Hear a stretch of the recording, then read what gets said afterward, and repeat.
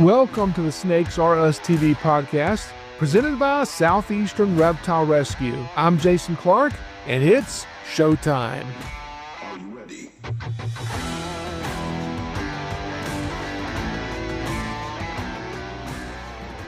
Well, thank you guys for being here. My name is Jason Clark. I am with Southeastern Reptile Rescue, and today this is episode number 10 of the Snakes Are Us TV podcast, and we're going to be talking about Showtime. What do I mean by Showtime? I mean, this is going to cover specifically the shows that we do. Maybe some behind-the-scenes information about that. What I like to call a snake show. Somebody books me to go do a snake show.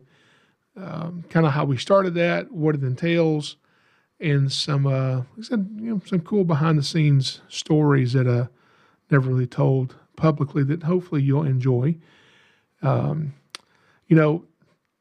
always think back to when I did my very first public show where I'm getting on a stage with live snakes and showing these to the public. And, that was not something I ever wanted to do. As a matter of fact, public speaking, I would say, was an extreme fear of mine. I remember, even in school, I had to get up and do a presentation in front of somebody. I just hated it. I stumbled around on my words. I was nervous, couldn't remember what I wanted to say. And if you ever said that I was going to be doing this for a living, speaking in front of people, I would just want to die. That would just be horrible, horrible. But now it's probably out of all the things I do, it is my favorite thing. I love being on stage with a good audience and doing that whole show. So that's a lot of fun for me. But it didn't start that way. I started doing educational programs when I was, when I was a teenager. I got asked to go do a petting zoo because I had more animals than just reptiles. I had lizards and snakes and turtles, and I had pigs and goats and chickens and ducks and cows and horses. And somebody asked me one time to come to a church that was having a fall festival and just bring some of my animals to set up. And I've got a picture somewhere of me sitting on the floor with an American flag shirt on next to a pig with a green iguana on my shirt. That was my very first petting zoo that I did. And they offered to pay me. They paid me like $25, which to me was like a bag of gold. I mean, this was just amazing. Not only could I go buy some feed for my animals with this, but people paid me to come out and show them my animals. This was just the coolest thing, and didn't even know that anybody would ever do that. But yeah, it was $25 got made for my first educational exhibit, I guess.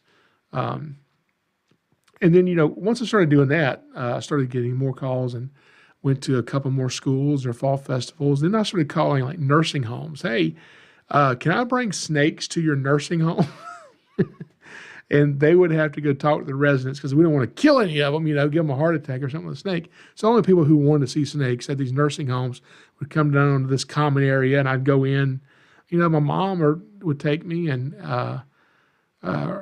we would show them these snakes in a nursing home, these people who are, 80, 90 plus years old, and they couldn't get out. And some of them just loved it, believe it or not. I mean, they were sitting in wheelchairs, and we've got, boa constrictors crawling on them, and they were just having the time of their life.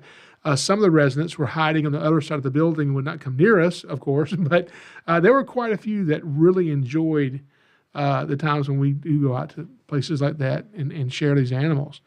But I remember one of the first times I actually spoke, where I had to get up and speak in front of people, because I was started out just one-on-one. There's, maybe 20 people here, but I'm talking to this person, showing you this snake or this turtle and letting you pet it. Then I'll talk to this person. But as far as me talking to 3 people or 10 people or 50 people, I hadn't done that yet. And I didn't want to do that. I wanted to do everything but that, okay? And I remember I got asked in 7th grade to bring some animals for my life science class. And I don't remember what I brought, other than I do remember I brought a box turtle. I had an eastern box turtle, and I don't, and I remember during lunch they came and got me because the box turtle had escaped and was walking down the hallway of the school. Luckily, classes were not changing, and able to get the turtle and put him up. But I think that to this date, that's the only reptile I ever had get loose in a school. I was in 7th grade. But fast forward to 9th grade, a few years later, and my science teacher said, "Hey, so you got snakes?" I said, "Well, yeah, I've got a couple snakes." And she said, "Can you bring the snakes to class tomorrow?" And I was a really shy kid. I'm still a really shy person. Some people that know me are like, "No, you're not a shy person." I am. I fake it a lot, and I pretend not to be a shy person, but I am. And but she asked me to bring a couple snakes to class because they were going to be talking about reptiles, in science class. So I did. And when I got there, she just said, "Okay, this is great. Thank you for coming and bringing, snakes to your class." And these, there were 25, 30 kids in class, and I was with them in class all year. I knew them all. They weren't strangers to me. And then the teacher's like, "Hey, okay, well, go ahead. Get up in front of the class. Show us the snakes and tell us about them." And then that's when things went south. At least inside me, I felt all my insides just, melt. I'm like, I thought I just had to bring them and you wanted to see them and I was going to show them to people. You want me to talk about them? Now, I didn't say any of this, but I just get up there and I'm just like, I don't know. I have no idea what I said, but I'm sure it was not good. And so I just told them information, facts about these snakes. And the snakes I brought with me that day were 2 snakes, both the same kind. They were boa constrictors, common boa constrictors. And showing these snakes and letting people hold the snakes, pet the snakes the first time, and just answering their questions about the snakes. Well, I thought it went horribly because I was so freaking nervous. I was so nervous. And the science teachers thought it went wonderfully.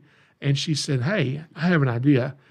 How about you miss all of your classes for the rest of the day?" Well, whatever she was about to say next, I didn't care. She had me at that, okay? Miss all my classes for whatever you want me to do. And she said, "You can stay in this class, and when we change classes, every new group of students that comes in, you do the same thing you just did with your class, with all these classes all day." Well, I didn't like that. But if I could miss out on going to my classes and doing actual work and got to hang out in this class and show my snakes, even if I had to talk about them, it was a trade worth taking. So I did it. And while I was there, the school counselor comes in.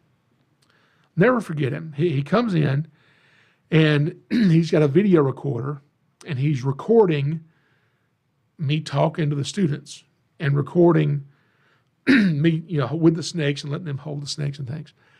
And I didn't know what he was going to do with this recording. I just, but come to find out, after the school day's done, he goes and he edits this tape, puts music to it and graphics to it. And the next morning I show up at school and they've done this really good job of editing this video. Now, looking back on this video, I have a copy and you will never see it. No one will ever see it, okay? Because, oh my gosh. Anyway, they thought it was really good. And so they decided to play this over the TVs in the classroom for the entire school, not just science class, the entire school. And then in 9th grade, I became known as the snake guy. Everybody then knew, oh, he's got snakes, And which, was very embarrassing, but really cool all at the same time. So that was my first program where I was actually talking in front of people, and it was a borderline nightmare. It was really, really tough. Now, that was in 9th grade, junior high school. So then I go into high school, which here in Georgia where I live is 10th grade, 11th grade, and 12th grade. And I'll never forget, I was a junior in high school. I was in 11th grade, and that day we had a special event taking place at my high school. Some guy was bringing snakes onto my turf, okay? It wasn't my turf. I didn't do school programs. I only had a few snakes. But I was so excited. so we get to miss class and get to go watch a snake show? Yeah, heck yeah, let's go do this.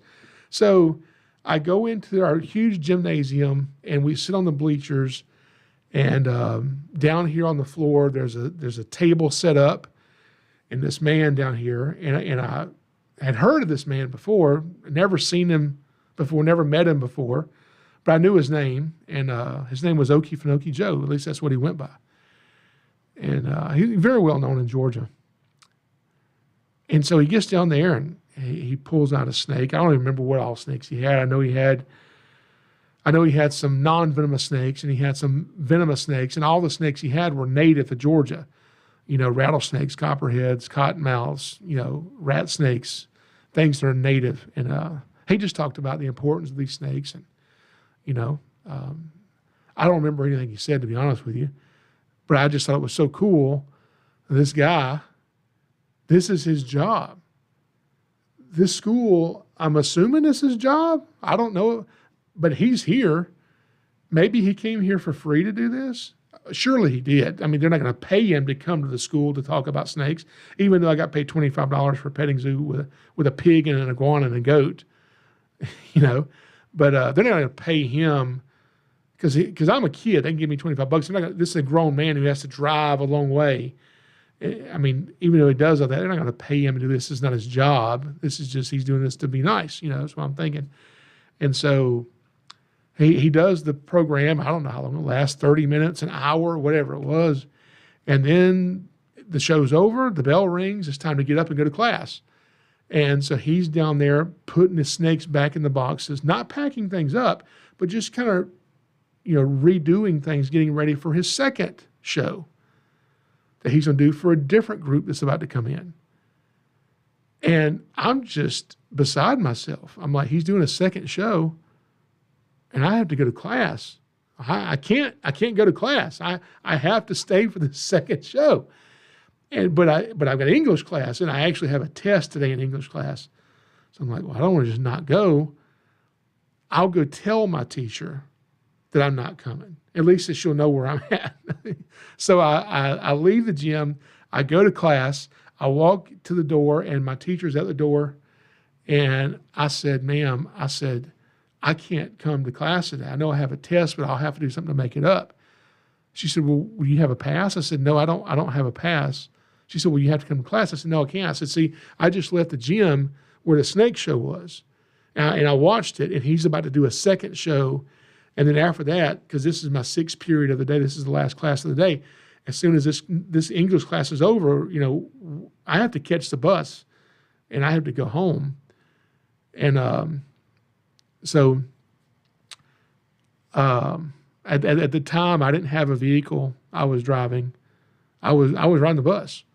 So I told her, I said, as respectfully as I could, I'm here in school to learn. And that's what I want to do. So I completely understand if you need to send me to the office or tell the principal, but just let them know I'll be in the gym. So without trying to be mean and disrespectful to this lady, I knew I had to go to the gym. And so I walked off and I went to the gym. And I walked in the gym again. No one said anything to me. I sat down. I watched this show again. I still don't remember anything he said. And now the bell's ringing. The buses are coming. And I've got just a few minutes to get to my bus. And I have a decision to make. I want to go meet this guy. I've got so many questions. I've got so many questions for this man who just walked into my school with venomous snakes. And how do you do that? What do you do? Who are you? I know you're Okefenokee Joe, but who are you? Talk to me. Answer my questions on this. But if I go do this, I'm going to miss my bus. And this is before cell phones. I don't know. I mean, how long am I going to have to sit at school before one of my parents gets off work in 2 or 3 more hours? Man, what do I do? So I made the terrible decision to go catch the bus. And I did not get to go talk to him. Didn't get to go talk to him. And it just ate me up so bad because I had so many questions I wanted to talk to him about. And my English teacher, she never said anything. She never told the principal. I never got in trouble. And she let me make up my work. I guess my argument of this is what I want to do and I want to go learn this, she believed it, okay, and let me go do it, which was amazing. So anyway, fast forward from there, and I really liked what I saw him do. But then, as cool as what he did was, I was then reminded I have to get in front of people and talk. I mean, I'd like to own those snakes, and I'd like to teach people about those snakes. I'd like to show them those snakes, but maybe there's a way I can do it without having to get on a microphone and stand in front of an audience of hundreds of people and talk to all these people. I can't do that. So let me figure out a way to do this without doing that. And so I knew this is what I had to do. I'm going to figure out a way to do education without talking to people, okay? I can talk to a person or maybe two, but no more than that. I can't talk to an audience and do a show. I'm not doing that, okay? And so I came up with an idea of he had a table down there with his snakes on it. I could get a table, and I could get one of those pop-up canopy tents, and I could go to a festival because there's a lot of people at a festival, and I could set my table up there, and I could just have snakes out. And if you've never touched a snake before in your life, here's your chance to touch a snake. And if you have questions, we'll answer your questions about snakes. And so I did that. I called the festival and said, hey, my name is Jason Clark, and we do educational programs with snakes, which we didn't do anything, okay? It was me, and I didn't do nothing, okay, except have a snakes in classroom in 9th grade. But she then comes back and says, well, so we rent booth space. That's how we make money. So we'll be glad to rent you a booth space. I don't know, $200 or $300, which I didn't have. I'm in high school. I'm like, what? No.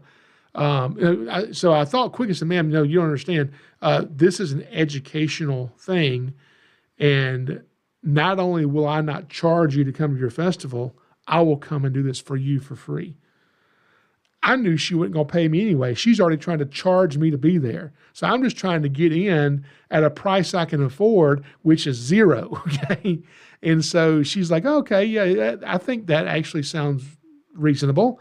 We'll let you come and we'll give you a space for free to educate people who are here about snakes. So I was like, yes, we're in. So, I've got this pop-up tent. I've got the table. I've got my snakes that I've rescued from people who didn't want them, couldn't care for them. Not mini snakes, not rattlesnakes, not native snakes, ball pythons, red-eared slider turtles, green iguana, a boa constrictor, things you can get at a pet shop. But they're my snakes, and they're cool. And so I went to this festival, and my mom and dad went with me, my family went with me, and we're out there, and people are coming up, and they're making this comment over and over and over again. Why are y'all here? Why do y'all have a booth here? Don't you know the only good snake is a dead snake?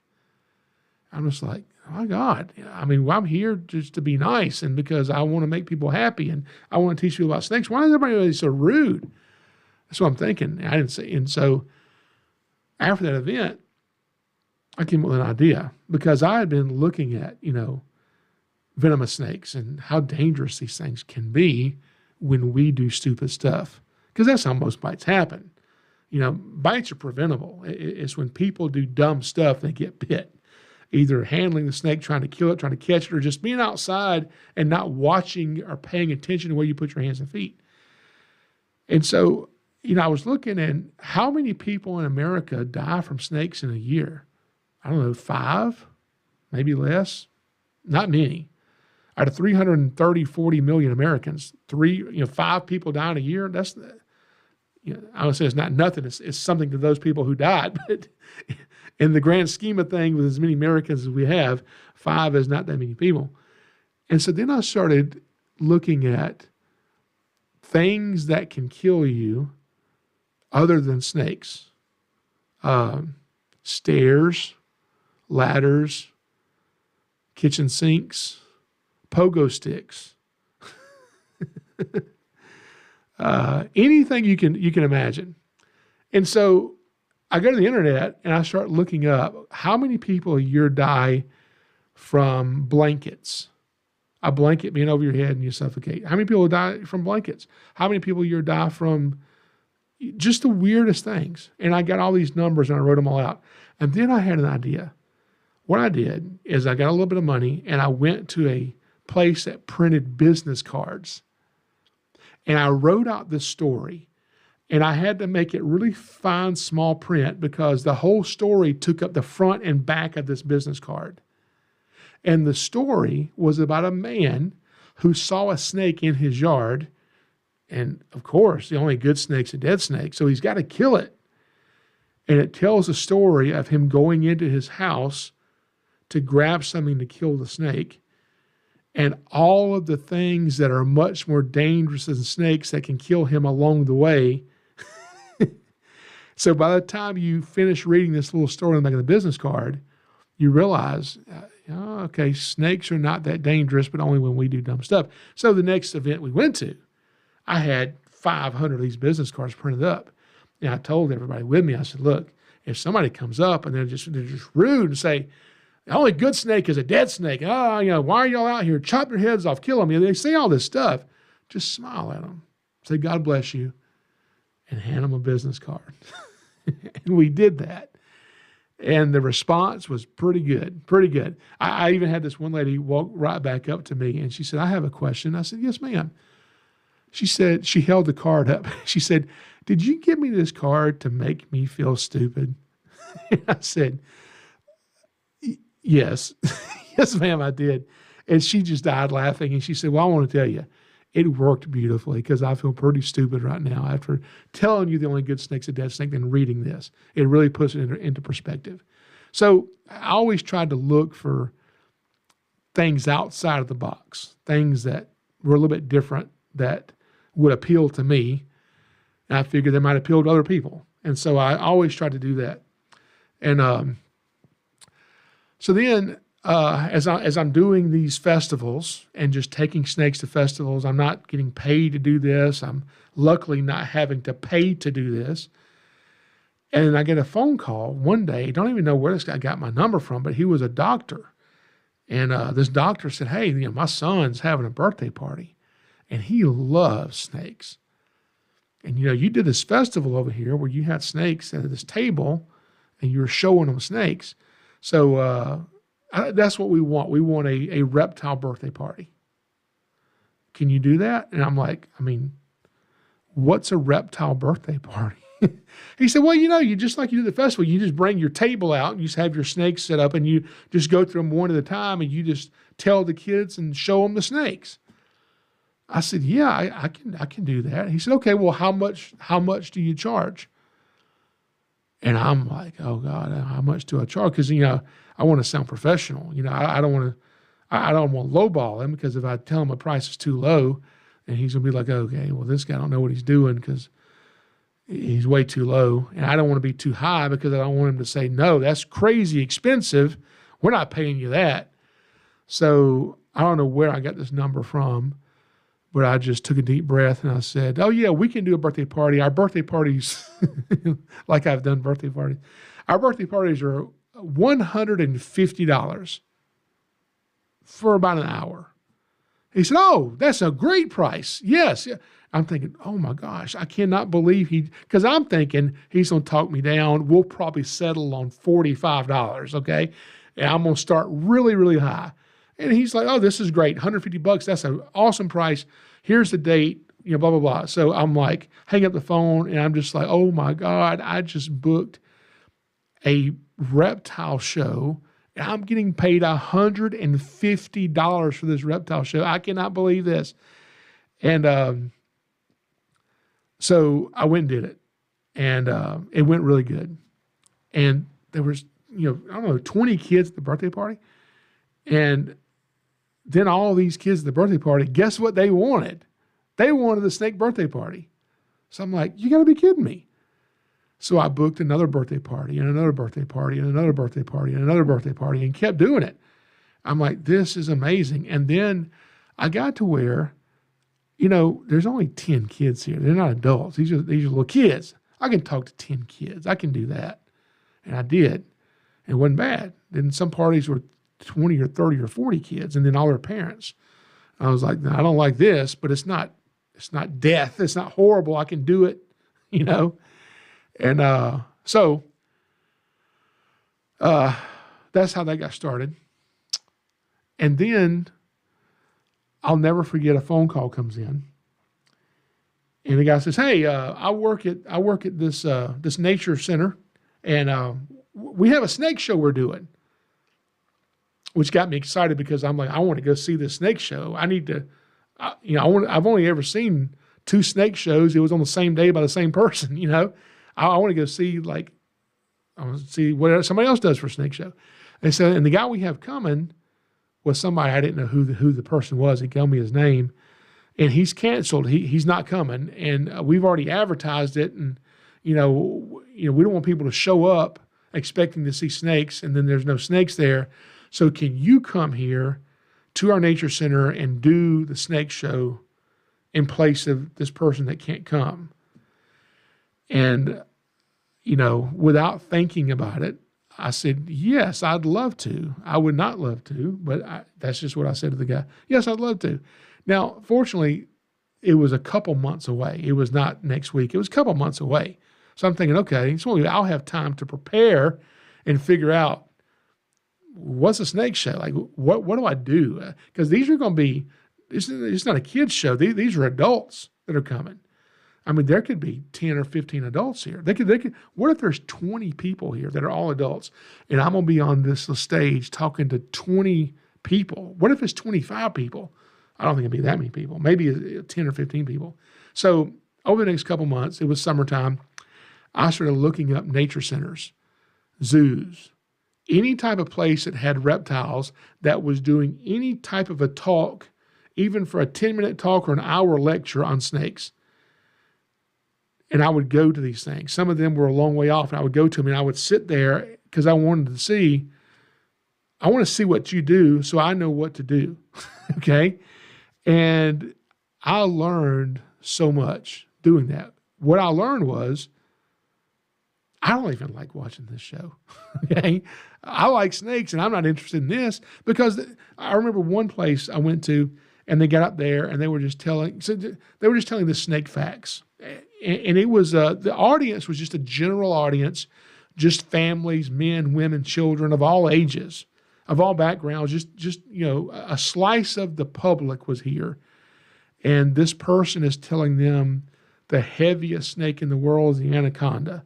The longest species of snake in the world is a reticulated python. The 3rd largest snake in the world is a Burmese python. So it's just statistics and facts and this and that. And so I'm listening to all this, and I mean, I'm not enjoying it, but I'm not compelled by it. I'm like, oh, this is cool. So this is a snake show. But then when the snake show was over, that's when I learned more than anything. I learned more from the audiences of these shows I went to than from any show I ever saw. Because at the end, people would raise their hands and say, I have a question. And the questions were never, okay, so you've told us the 1st, 2nd, and 3rd largest snakes in the world. What's the 4th largest snake in the world? No one ever asked the question, what's the 4th largest snake in the world? No one ever asked that. What they said was, I don't even like snakes. I'm just here because I came with my wife and she wants to see the exhibits. But now that I'm here, when I have a copperhead in my yard, what do I do? I just chop his head off? What do I do? Because this guy, he doesn't know about snakes. So he's asking this expert up here, give me practical information that I can use. So when I encounter a snake in my yard, should I kill it? Should I not kill it? If I shouldn't kill it, why should I not kill it? Hey, he's asking a genuine question. I don't know what the lady said. I don't even remember what answer she gave him. I have no idea. But just hearing the questions from the audience that had nothing to do with just random snake facts, but they had everything to do with practical information that would help these people who didn't know about snakes and didn't like snakes. It would help them know what to do the next snake encounter they had. And that's when I realized, okay, I know what to do. I'm going to build a show around the audience and the questions that they want answered. Duh. Why would I not do that, right? Why couldn't I see this? So the Showtime comes where this nature center has booked me to come in and do a show. And I'm like, okay, hopefully it's going to be 5 people or 10, but please no more than 20, and God forbid, not 25. And I get there, and I don't know how many people were there, but I want to estimate between 100 to 150. And I broke out in a cold sweat. My shirt is drenched. I'm just sweating profusely. My hands are trembling. I am so scared. I'm like, what have I done? What have I done? How am I can't do this. I'll never forget. I can see what the bathroom looks like now. So right back where I was going to speak, behind where I'm speaking is a private area. There's a bathroom back there. I go in the bathroom and I didn't have to go to the bathroom. I just went there to shut the door and just shut it. I'm like, oh my God, what do I do? I'm not going to remember what to say. I'm not even going to know what to say. Even if I remember what to say, I'm not going to know how to word it. This is a disaster. Why did I agree to do this? And so I just pulled myself together and said, okay, go out here, get it over with, and you never have to do it again. You never have to do this again. Just do this one. You're already here. They're waiting on you. It's going to be worse if you walk out the door and don't do it. That's going to be worse than doing it. So get over here and do it, and you never have to do it again. And so I went out there, and I was like, I started the show, and it went really well. I talked for a full hour. I had probably 15 or 20 snakes with me because I was so terrified that I wasn't going to have enough material to get through an hour show. So I wanted plenty of animals to be able to show. I don't think I got through all the animals. And, but one thing that I did when I was in the bathroom in there, that day I was wearing a hat. I was wearing a ball cap. And I was like, what can I do to break the tension? They probably don't have any tension, but I do, okay? What can I do to break my tension? Even if they don't break their tension, what can I do to break the tension I have on me? Could I do something that would make them laugh? Because if they laughed, that would tell me that they're kind of on my side. They want to hear what I got to say, and it would calm me down. But if they're just out there with their arms crossed and their brow is furrowed and they had this serious look, and because most of these are adults out here, I'm going to be really nervous that these are just a bunch of grouchy people. But if they're loose and they're ready to have a good time and they laugh, I think I would be much calmer. So in that bathroom before I came out, I came up with an idea. And my mom and dad had come to that show. And so I leaned out the door and I asked for my parents to bring me something to the bathroom real quick before the show started. And they looked very confused. Why do you want us to bring this to the bathroom, this thing you've asked for? So they brought it. And then I get out there and I start the show. And I started the show off talking about rat snakes. And I'm holding an adult rat snake in my hand. And I'm showing them the snake. I'm giving them information about the snake. And I'm telling them, because I've been answering 911 calls at this point to remove snakes for many years now. Since I was in 7th grade, since I was in middle school, I've been answering 911 calls to remove snakes. So I had experience doing that. So I'm telling them about how many rat snakes that I've removed on these 911 calls. That actually most of the time, if I get a snake call, it's usually a rat snake. And that the cool thing about rat snakes is when I get a call to go remove a rat snake from someone's house, that you just never know where a rat snake's going to show up. Sometimes rat snakes are in the weirdest places. And as the show goes on, I put the rat snake down and then I remove my ball cap to reveal another rat snake that's in my ball cap. And by the way, here's another rat snake. See, you just never know these things are going to show up. And the audience just died. They just loved it, And the snake loved it because of my bald, warm head. He was like, oh, yeah, this feels nice sitting up here, hidden under his hat, sitting on your warm, bald head. So anyway, honestly, it just caught them off guard and let them know, okay, you know what? Because they're nervous, these people weren't snake people. They're just here to kind of learn about snakes too. And we're nervous. And I kind of caught them off guard. And now they're not as nervous all of a sudden, you know? And so I decided, you know, maybe I should do that at every show. And then I said, what do you mean? Whoa. What do you mean every show? I thought I only had to do this show. I never had to do another show ever again. What do you mean? I'm going to do more shows? And I was having this conversation with myself. I was like, you know, I really liked it. I really enjoy doing this. And then I found out that the smaller the audience, the harder it was. You know, let me try to think of how he said this. Jerry Seinfeld was talking one time, and he was talking about his personality, and what he described is exactly how I feel. Basically, he was talking about if he goes into a party, okay, and he's told to go mingle with a few people at this party, introduce himself to this group of 3 or 4 or 5 people over here, and just chat with them and make small talk. That is horribly hard to do. I mean, impossible. He can't do that. And I'm like, I can't either. I can't just go up to these people and just talk to them and be comfortable with it, you know, and make small talk. I hate that. But then he said, but if you give me a microphone and you tell me to get on the stage and talk to everybody here, I'm at home. I can do that. And for some odd reason, I felt like that was me. And he went on to say, I can't talk to any of you, but I can talk to all of you, if that makes sense, okay? And I'm like, that sums it up. That's exactly how I feel, because I found out if I go do a show, one of these birthday parties, and there's 10 kids there, well, those are hard to do. But if I go to this show and there's 150 people here, why is that so much easier? How in the world does it make sense that it's easier to get on stage and do a show in front of a large audience, and it's really hard to get on stage and do a show in front of a small audience? I didn't know the answer to that question.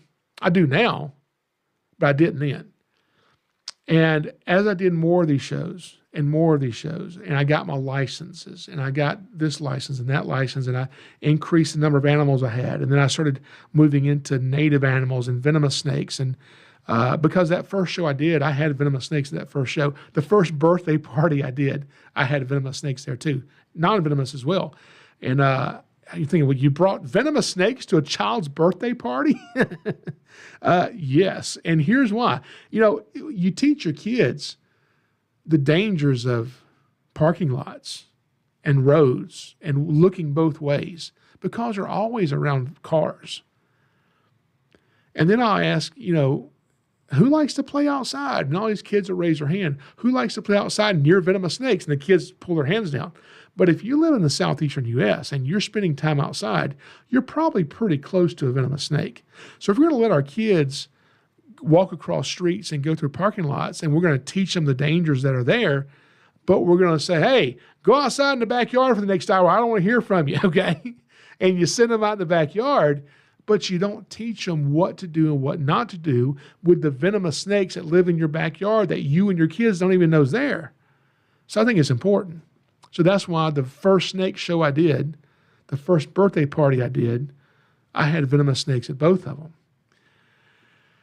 And as I started booking more and more shows, and many, many more shows, I started realizing, you know, I needed to increase my price some, because if my price stayed really low, I got to do 1 million shows. But if I can, you know, bring my price up a little bit, I can reduce the number of shows I've got and still make a little bit of money on the side, just enough money to feed my animals, you know. Because mice and rats, and they're expensive. And at the time, now I breed my own, but at the time I wasn't breeding my own stuff. And so they're expensive. And so I was just trying to make enough money to pay for my hobby. You know, I wasn't trying to make a profit by any means. Just trying to pay for my hobby, and so the animals can feed themselves and teach people about snakes and not killing snakes. And so as I started booking these shows, I started understanding why it's easier to talk to an audience of a few hundred people versus an audience of a dozen or less. And what I figured out was, when you look at this big audience, instead of looking at 200 individual people, because if you have 10 people in an audience, if you have an audience of 10 people, what you have is you have 10 individual people in an audience, okay? I hope I explained this correctly. But when you have an audience of 200 people, what you don't have is a room of 200 individual people. You don't have that. You have one audience, one organism, one thing. Now, I don't know at what number of people it transitions from this many people to one audience of people. I don't know where that line is, but there's a line somewhere. And when you cross the line from talking to 10 individual people or 30 individual people to one audience, it's a game changer, completely different. Because now, instead of me having to talk to these 10 people, when I'm talking to those 10 people, I'm having to connect with each one of those people on some type of different level. I'm having to make sure I keep the attention span of each one of those people and try to get those people to respond the way I want them to respond. But when I'm dealing with one audience of 1,000 people, the largest audience I've ever spoken in front of was somewhere estimated around 5,000 people somewhere. And it's a breeze. I mean, it's hard doing a show, but the bigger the audience, usually the better it is, because I can now try to control this whole audience as one organism. I don't know if anything I'm saying makes sense, but it does in my head, and it's true, and it works. Now, the other thing I learned about audiences and about, why it's better to have a larger audience versus a small audience. And by the way, I just said my largest audience I've ever spoken to was about 5,000 people. I should also tell you the smallest audience I've ever spoken to. If you're watching this live on YouTube, put it in the chat, okay? If you're listening to this on Spotify, Apple, iHeartRadio, whatever you listen to, we record our podcast live Thursday nights at 8 p.m. Eastern Standard Time on YouTube. That's usually how we do it. So anyway, if you can guess the number of people, that was the smallest, the smallest audience I ever had. And I'll tell you, it was one person. Yes, very good. One person showed up for my show.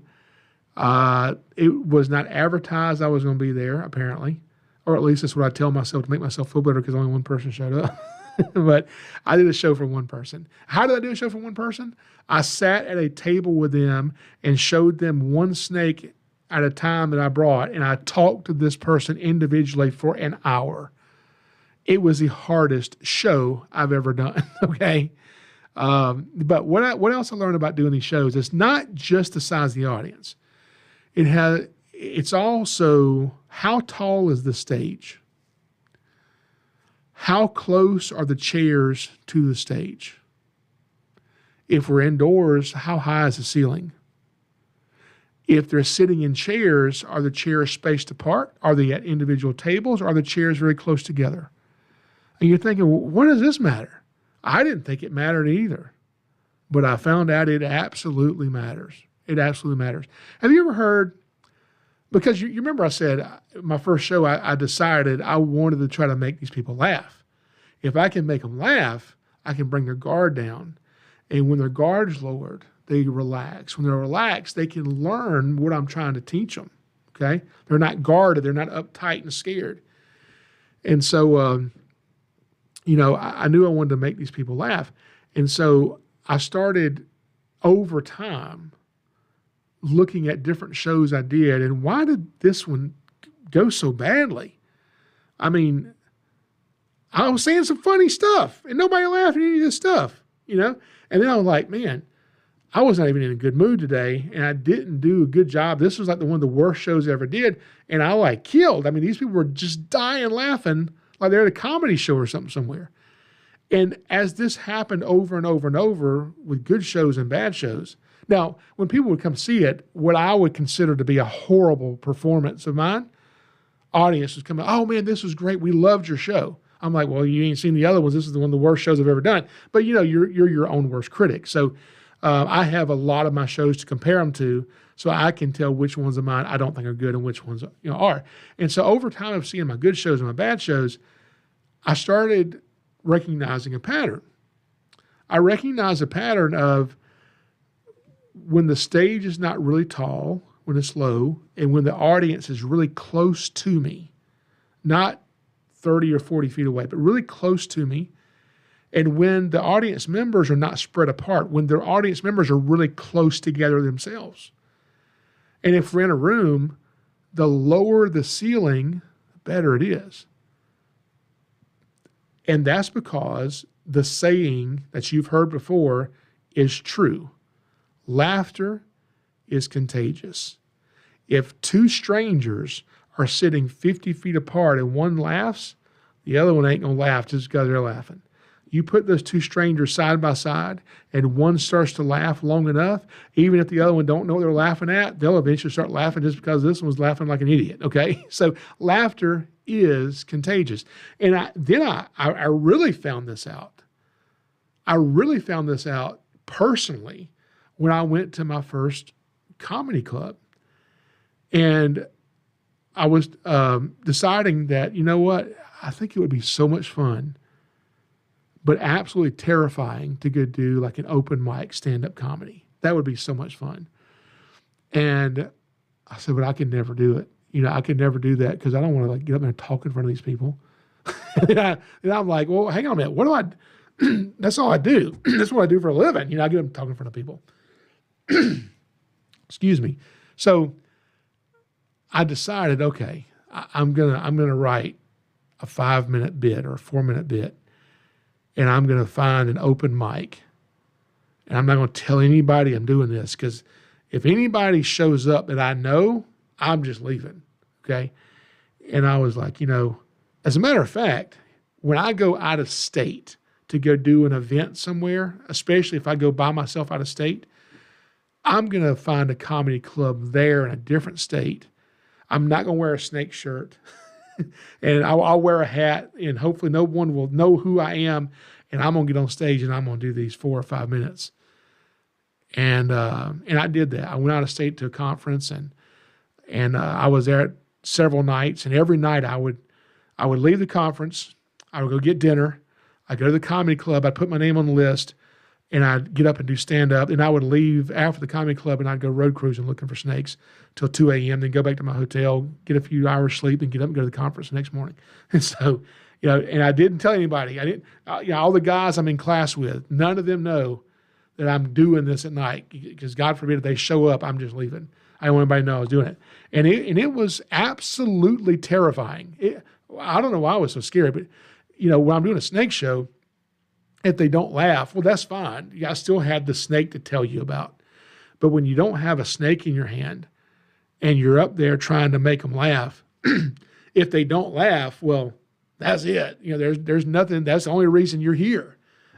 So doing stand-up comedy was a whole lot harder, at least outside of my wheelhouse. But I still, every now and then, like to go where, what is it, Cheer song, where everybody knows your name? Go where nobody knows my name and get up there in obscurity and do it and make these people laugh and try to get better at what I'm doing, So, all right, let's keep going. So as I'm booking these shows, I'm booking like bigger and bigger venues, and then end up, people saying, hey, well, you're in Georgia.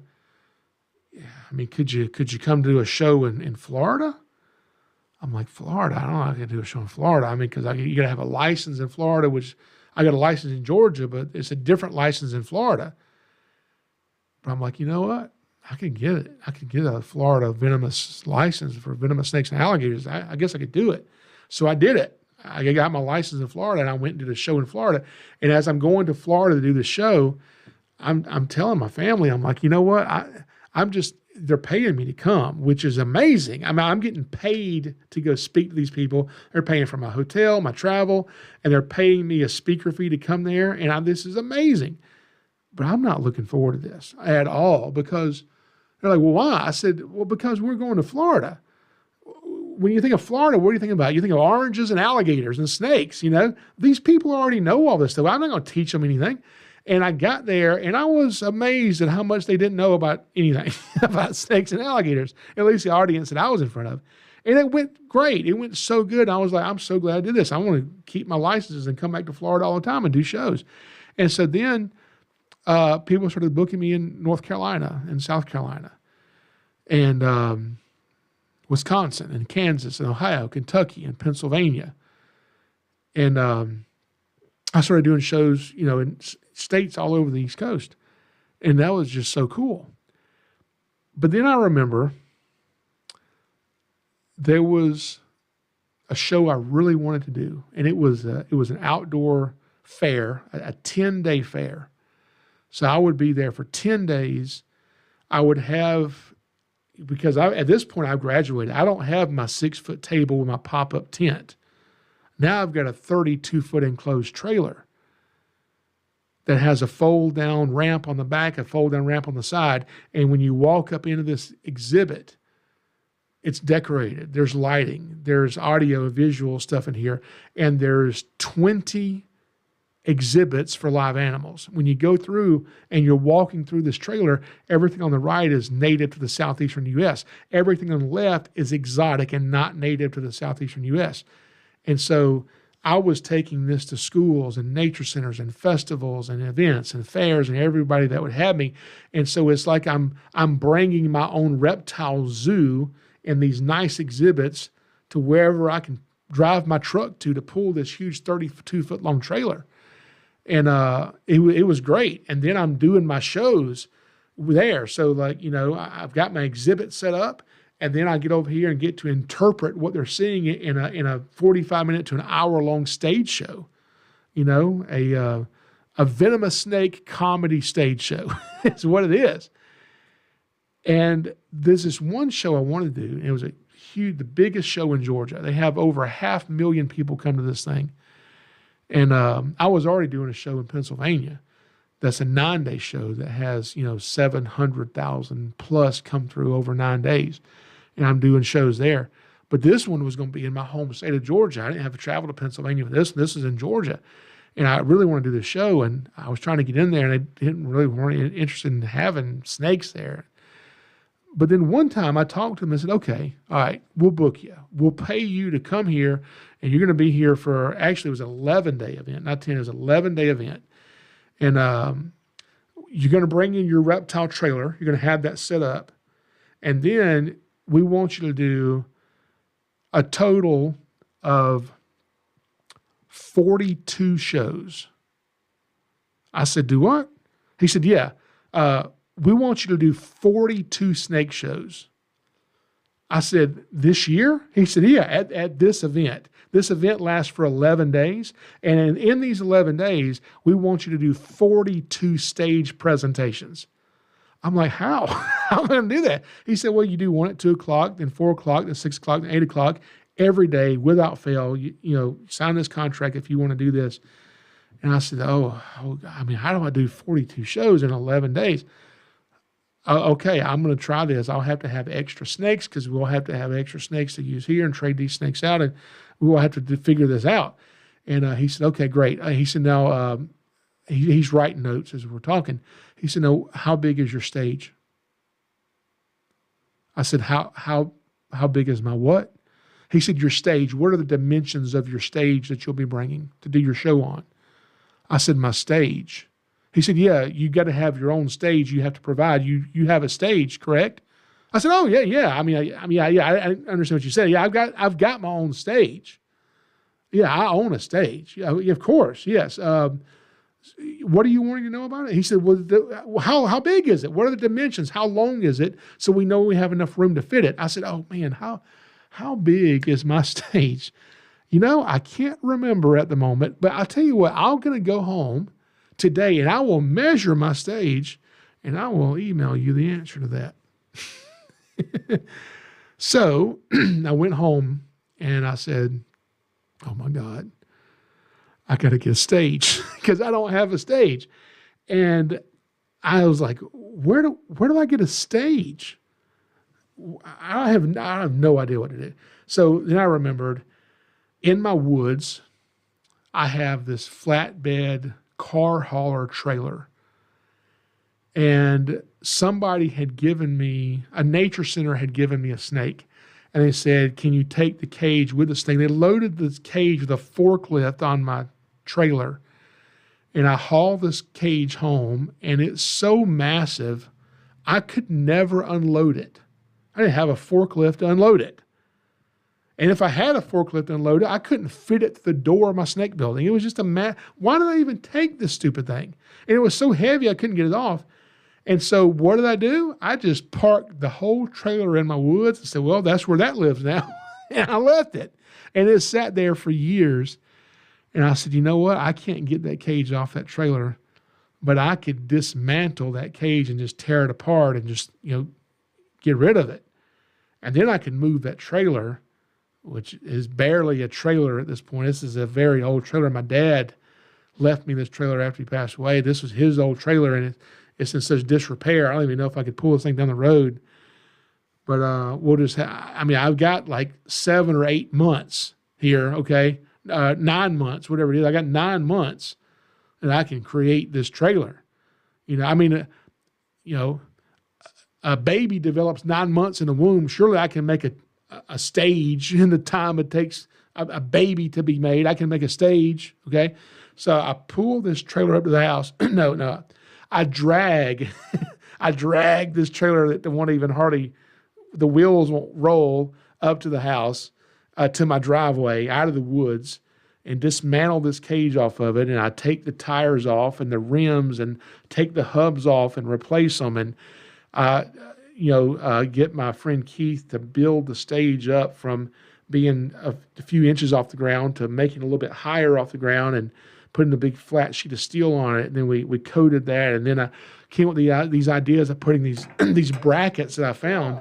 I could put these brackets on here.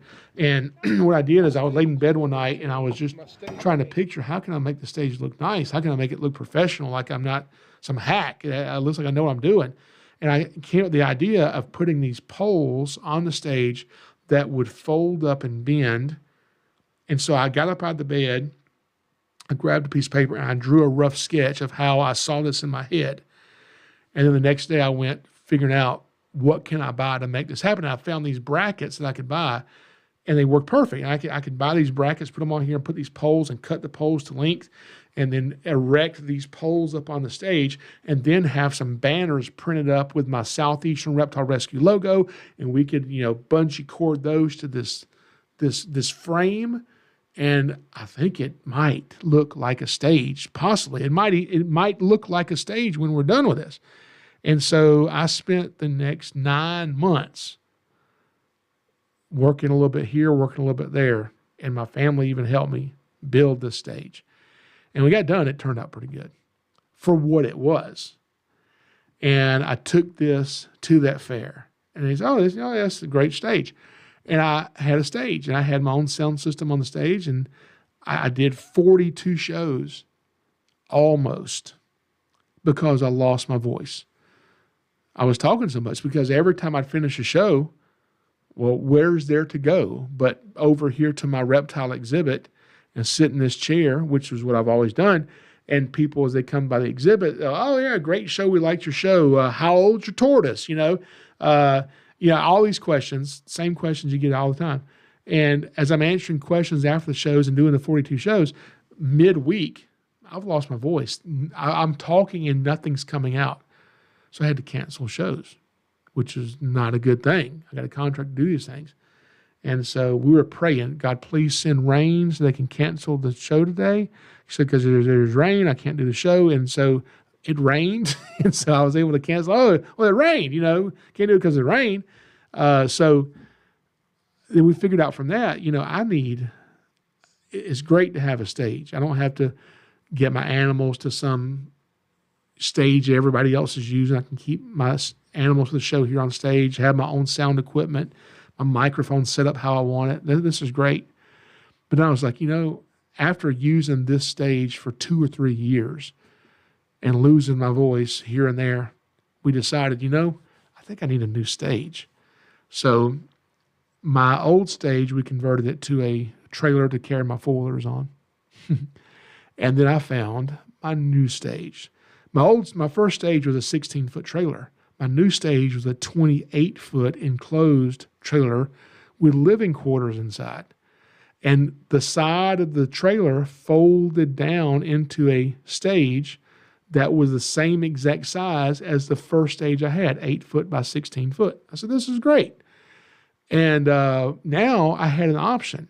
I could do a show, and after the show, shake hands, talk to a few people, answer a few questions, then go inside my trailer, sit in my recliner, prop my feet up, edit some YouTube videos, save my voice, come out and do show number 2, show number 3, show number 4.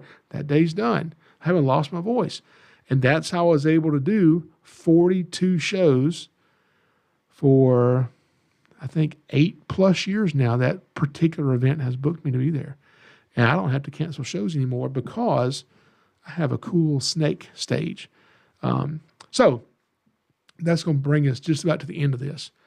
But before we go, one more thing I want to mention before we go. And when I was doing these shows, I was and still am very self-conscious getting on stage. I pretend that I'm not, because if the audience thinks I'm not, they think, oh, this is a pretty confident guy. He knows what he's doing. But I'm from Georgia. I don't know if you guys have noticed or not, but there are some people in America that believe I have a Southern accent.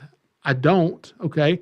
This is how you're supposed to talk. There are some people around the country that don't know exactly how to talk like we do. But anyway, this is how you talk. But, no, I was very self-conscious because I wanted to be taken seriously. I'm here to teach you about snakes. And I don't know everything about snakes, but I do know a lot about snakes. And there's more that I don't know than I do know, for sure. But I want to be taken seriously. I don't want to be just some redneck hillbilly hick up here with his pet snake showing you, here's a copperhead. I wanted these people to take me seriously. So I said, I've got to remember not to say y'all. And I'm going to try to stand up straight and stand at the front of the stage. And I'm going to try to, command my presence. And I'm going to, try to give this speech about these snakes and really hammer my point home and sound professional. Sound professional. And I thought that was the right thing to do. Until I was driving home from Savannah, Georgia. I was on Interstate 16 heading north. You ever been on the I-16 from Savannah to Macon? From Savannah to Macon, what's there is nothing is there. There's an interstate, and if you're lucky, you might find a gas station, but you probably won't, okay? There's not much in between Savannah and Macon. So I'm driving, and I've got the radio on. I don't remember. I wish I could remember what song it was, but it was some classic rock song, and I'm jamming out, listening to the song, and the thought occurred to me that, people remake songs all the time. And I don't think anyone's ever remade this song. And I hope they don't remake this song, because if they remade this song, it would just not be as good. And it wouldn't be as good because of the flavor this singer adds to it. The way he pronounces his words, the way his words roll off of his tongue. It's just so different, and it's unique, and it's so him. And as I'm thinking that, I'm like, oh my God, what have I done? What have I done? I'm doing my shows wrong. I'm trying to be something I'm not. I'm trying to be professional. I ain't no professional, okay? I don't know what I'm doing. I've just learned a lot about snakes, and I'm trying to take these myths about snakes that y'all think are true, and dispel these myths and show you the truth about snakes, that these things are actually good to have around, even the venomous ones. And I don't consider myself a professional, even though I'm getting paid to do this. I'm not a professional, but I really want people to take me seriously, but I also want them to get something out of this show. And that's when I decided I wasn't going to ever worry again about getting on stage and slipping up and saying y'all, or sounding the way I naturally sound. This is just the way I talk. Now, instead of standing at the front of the stage and giving my speech for my next show, I did something different. The box I keep my rattlesnake in is a little bit different because I usually use a big rattlesnake on stage. So I've designed this box a little differently. It's about 3 foot tall. And I figured out if I slide this box over next to the table, what I can do is I can just sit on that box. And I can just look out at my audience, and we're ready to start the show. And I can just say, hey, how y'all doing? Thank y'all for coming. We're going to talk about some snakes. And instead of doing the speech, I just started talking to this audience as if we were my friends. And just like I mess with my friends and joke with them, I do the same thing with this audience. And because I was so much more relaxed, they were too. And that's when I saw my shows change. That's when I saw people book me more and more and more and more and more. And I got a call from a person I respected very much, an actual herpetologist, okay? And John Jensen with Georgia Department of Natural Resources, herpetologist. And I'd looked up this guy for so many years. And he said, hey, we're having this meeting about amphibians and reptiles and conservation and all this stuff. And there's going to be all these people in the industry there, researchers, et cetera, et cetera. And why don't you come and, do whatever it is that you do, your little show thing that you do. I said, oh, yeah, I would love to. I'd be honored to do this. Heck yeah, I want to do it. So I'm driving there, and it's not in Georgia. I drive from Georgia through Alabama all the way to Mississippi to go do this conference. And I pull up at the conference, and people are already getting there. It's like a 3-day conference, a 3 or 4 day conference on that. People are already arriving. And I pulled up. I remember my daughters, my mom went with me. My daughters are with me. And I've been speaking publicly at all these events, having such a good time, and, nervous at each one of them, but didn't let it really show how nervous I was. But I told my family, I said, guys, before we get out of the car, just let me tell you, if I act weird, if I act strange,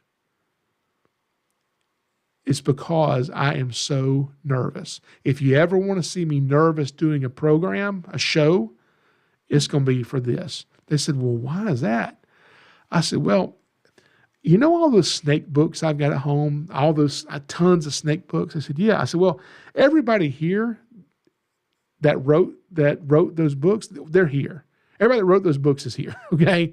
And I'm like, what am I going to do? Why did I agree to this? Why am I here? I haven't even gotten out of the car yet. And I'm having this thought, why am I here? And then, oh God. So I go in, and I'm trying not to just freak out. And then John comes up, and he makes things so much better, so much better. He says, Jason, I got a question. What do you plan on teaching these people about snakes? Oh God. I said, why are you saying that? Don't make it worse.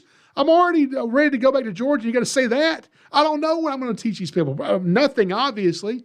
Okay, they've written all these snake books. I don't know what I'm going to teach them. So what I did is every day I came to the conference, and I listened to these researchers do their research, present their findings, and all this really cool stuff that they're doing.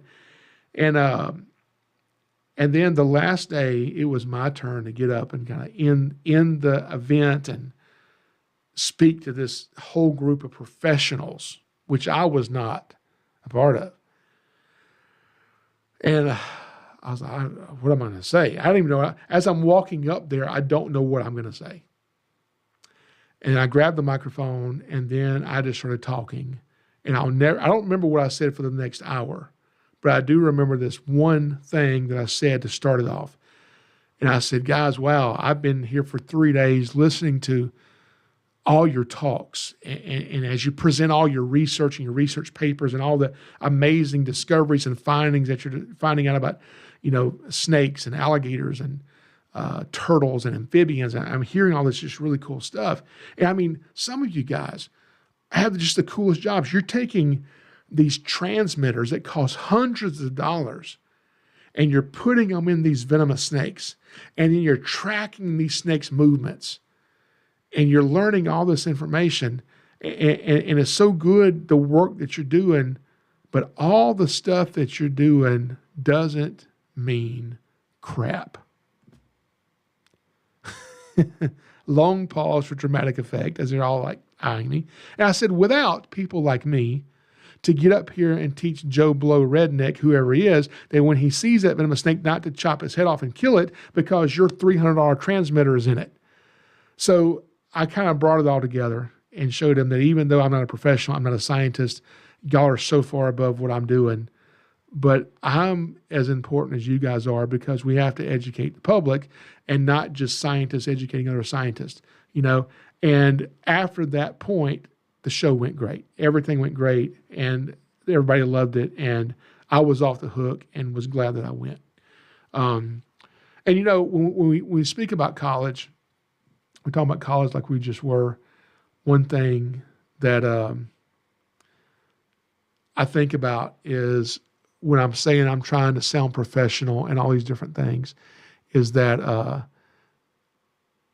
sometimes I would feel so bad and feel so out of place, especially when I went to Mississippi to speak to these people, because these are professionals who had been to college. I mean, these are real adults. These people have degrees, okay? These are like for real adult people here, and like professionals, okay? So so many times I just felt so out of place with that, and that's part of the reason why I didn't want to say y'all and just sound like some hick that don't know what he's talking about, And I was just always so worried about that. And, even starting this podcast, was a scary thing for me because I had been wanting to do this podcast for, a couple years, and I've been researching about podcasts and trying to say, okay, is this something I should really do? Should I do podcasts at all? And as it got closer and closer to me doing the podcast, and by the way, let me say this. This is episode number 10. And episode number 10 in a podcast, I've learned is kind of a big deal, okay? Because there are about 4 million podcasts worldwide, 4 million podcasts. Among those 4 million podcasts, there are about 150 million episodes. Now, this is in 2024. As we hit 2025, 28, 30, it's going to go exponentially a lot higher than that. But as of 2024, there's about 4 million podcasts and about 150 million podcast episodes. And 90% of those 4 million podcasts never make it past episode number 3. Episode number 3. And here I am at episode number 10. You know what that does? What that does is that puts me in the top 32% of all podcasts in the world. Now, I like to think I'm in the top 32% of all podcasts in the world because we have the most compelling, the most entertaining, the best podcast you'll ever listen to. But it's not. That's not why we're in the top 32%. We're in the top 32% because I did 10 of them. That's it, okay? Whether they're good, whether they're bad, I did 10 podcasts. I'm in the top 32% of all podcasts in the world. Now, once I reach episode number 21, watch out. Watch out, because I'm going to have such a big head. You think it's big now? I ain't going to be able to fit through this door of the studio, because once I hit episode number 21, that puts me in the top 1% of the 4 million podcasts that in existence. All I got to do is do 21 episodes. Now, I say all I have to do is 21 episodes. That's hard. 10 episodes has been tough. I understand why people don't get past 3 episodes, because every time I finish one of these episodes, I say, well, I don't know what the next one's going to be about. What in the world are we going to talk about next? I have no idea. So episode 11, is there going to be an episode 11? I hope so. What are we going to talk about episode 11? I have absolutely no clue. Hopefully it'll come to me. I think it will. Now, but as I was getting ready to start this podcast, just like when I was going to start doing snake shows, doing these shows, I had a lot of doubts because, like I said, I'm not college educated. I'm not a technical person. I had to run internet underground from one building to this building. I didn't know how to do that. I didn't know what computer program to get to load on my computer. I didn't know what camera to buy.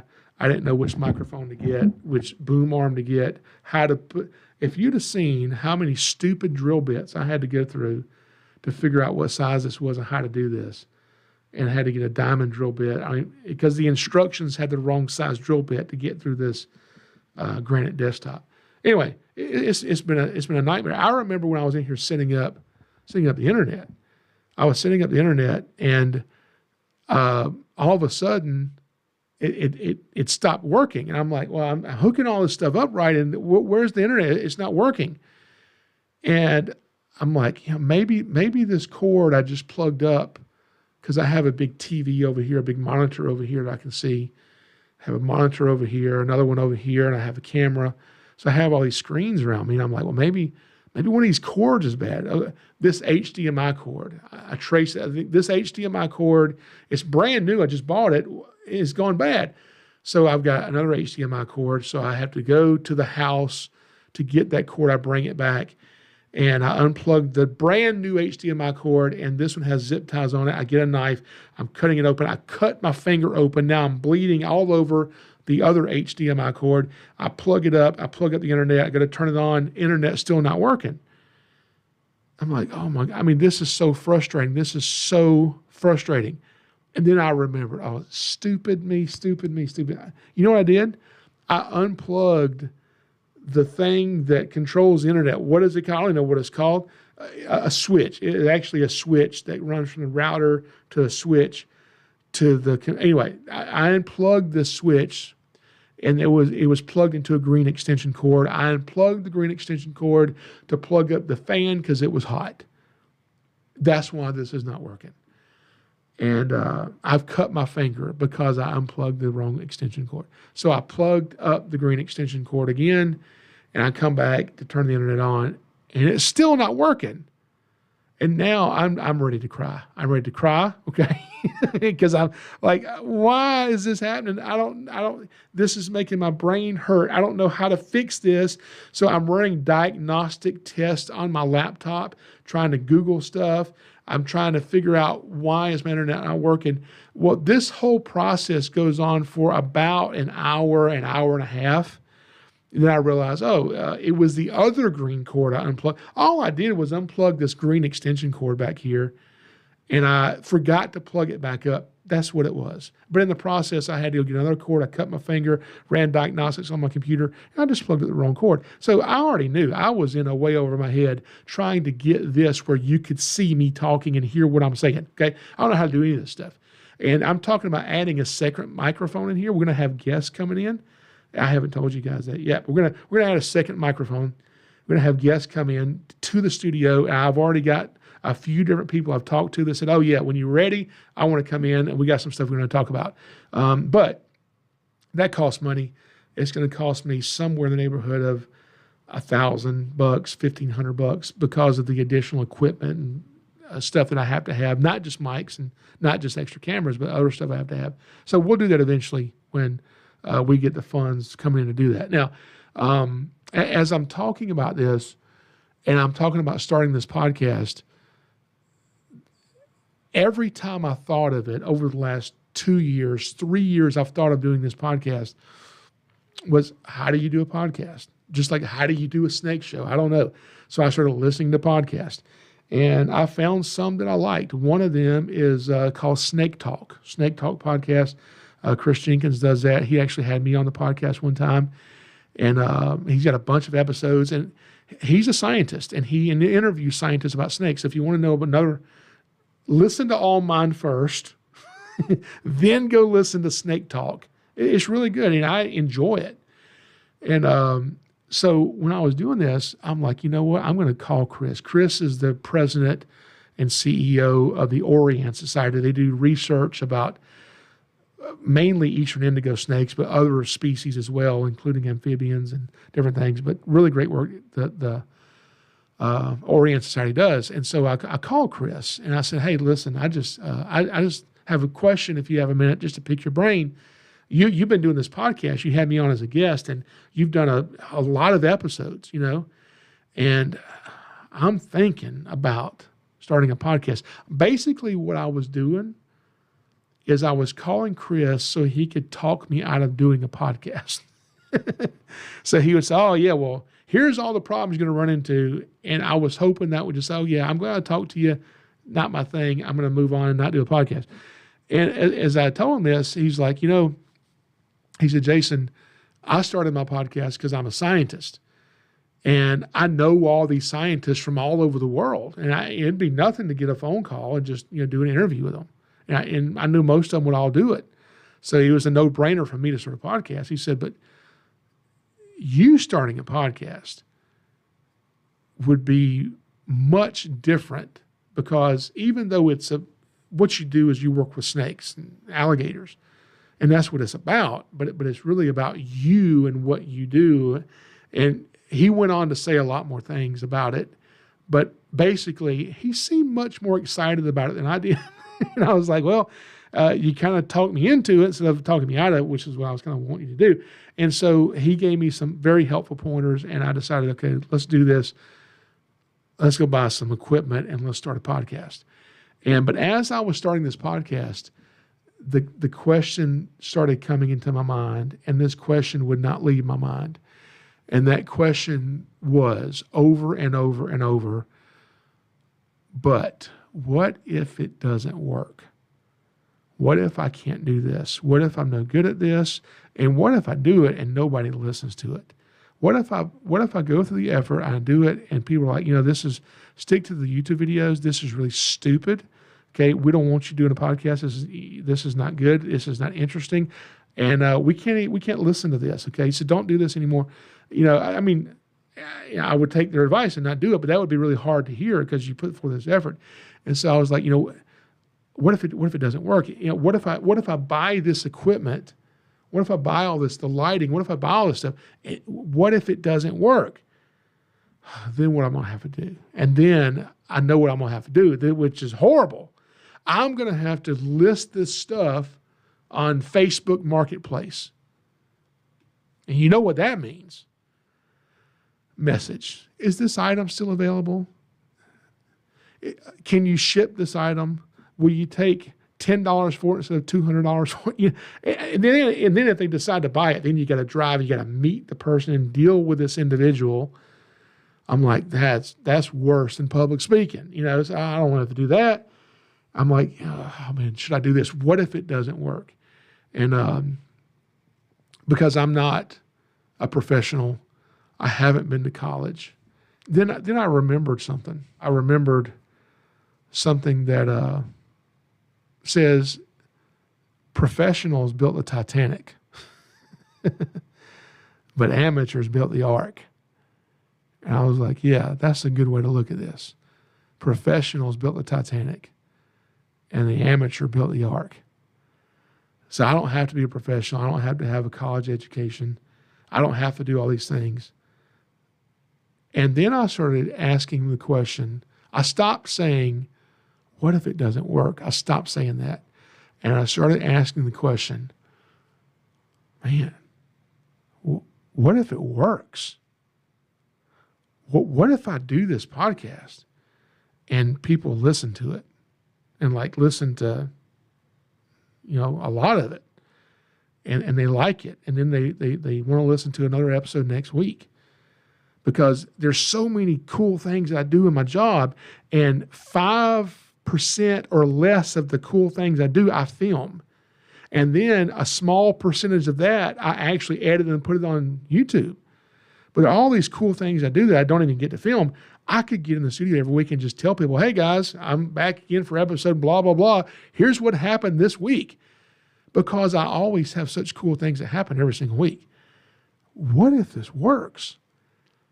And that just started getting me thinking about people I talked to throughout the week. I was talking to somebody who was talking to me about a problem they had, and they were asking the same question that I had been asking them about starting a podcast. I want to do this, but what if it doesn't work? What if it doesn't work? What if this bad thing happens? What if this bad thing happens? What if this happens? What if it doesn't work? And I was able to tell them, but what if it works?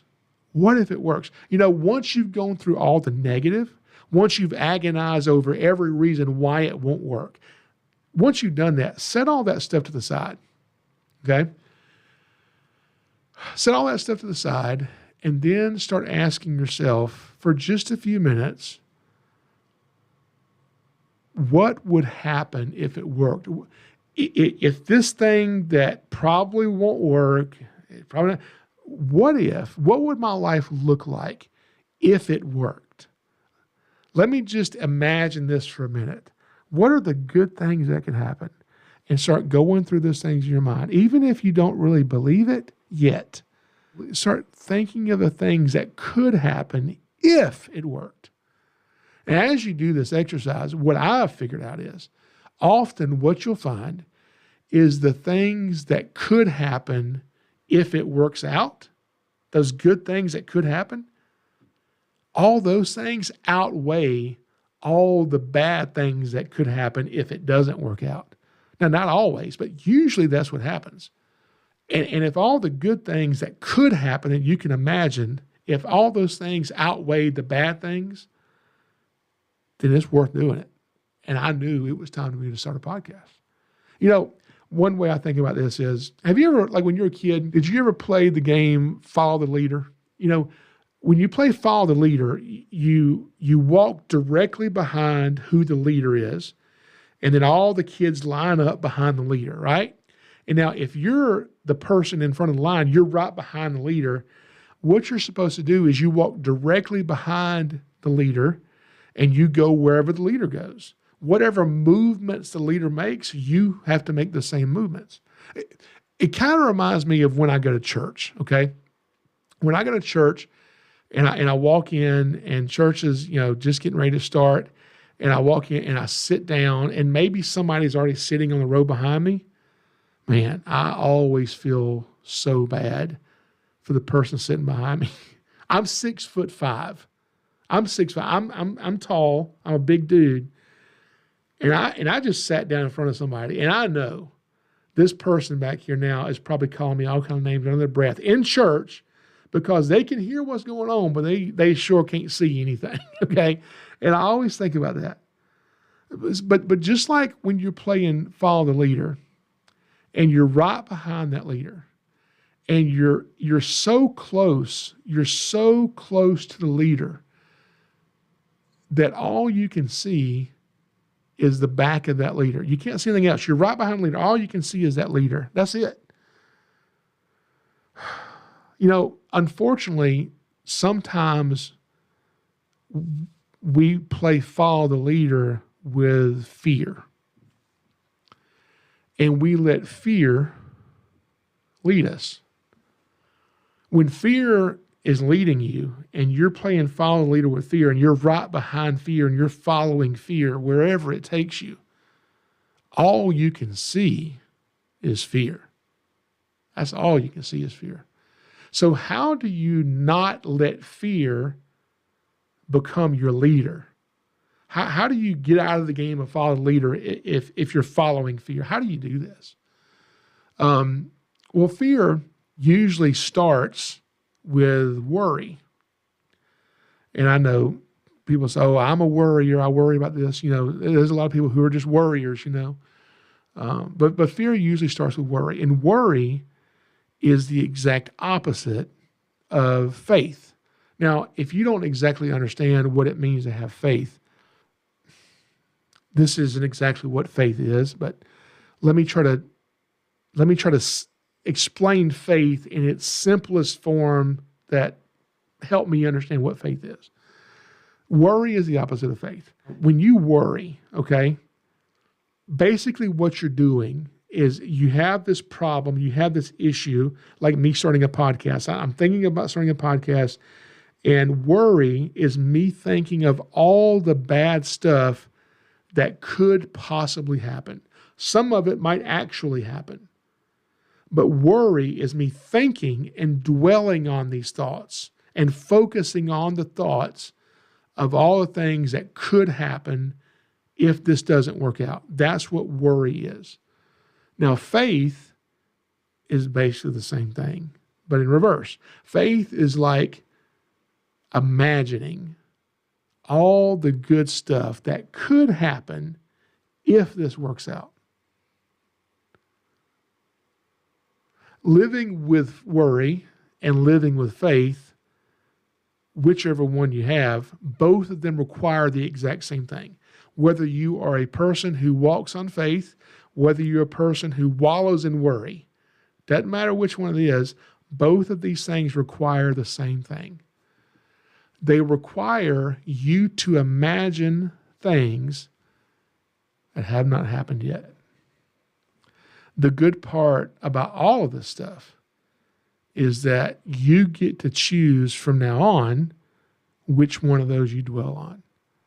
And you realize some of the things that you just absolutely knew that you could not do, just maybe it might just work. And if it does, all these things I've imagined, man, wouldn't that be so cool? Anyway, this has been episode number 10. I made it to episode 10 of the Snakes Are Us TV podcast with me, Jason Clark. Next week, I'll be back with episode 11, God willing. And one more thing before you go, I want you to remember this. Jesus loves you, and so do I. If this episode entertained you, educated you, or simply distracted you from your responsibilities, consider giving it a 5-star review or even just a thumbs up. It helps this podcast slither into the ears of unsuspecting listeners everywhere and tells the algorithm that I'm doing something right. Thank you for joining me, and I'll catch you next week on the Snakes Are Us TV podcast.